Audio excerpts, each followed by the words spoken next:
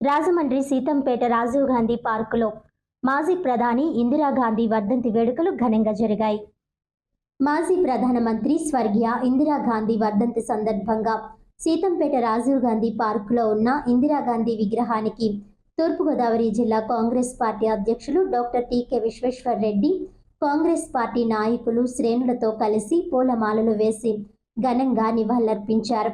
ఈ సందర్భంగా తూర్పుగోదావరి జిల్లా కాంగ్రెస్ పార్టీ అధ్యక్షులు డాక్టర్ టి.కె. విశ్వేశ్వర్ రెడ్డి మాట్లాడుతూ, అతి గొప్ప సంస్కారంలో భాగంగా బ్యాంకులను జాతీయకరణం చేయడం ఆమె గొప్పతనమని, ఆమె ప్రవేశపెట్టిన పంచసూత్రాలు భారతదేశ అభివృద్ధికి ఎంతగానో తోడ్పడ్డాయని వివరించారు.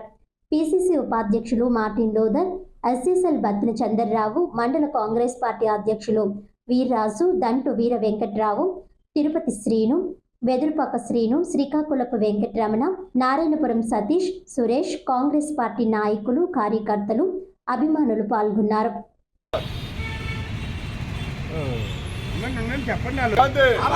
इंदिरा गांधी इंदिरा गांधी जोहार इंदिरा जोहार इंदिरा जोहार इंदिरा जोहार इंदिरा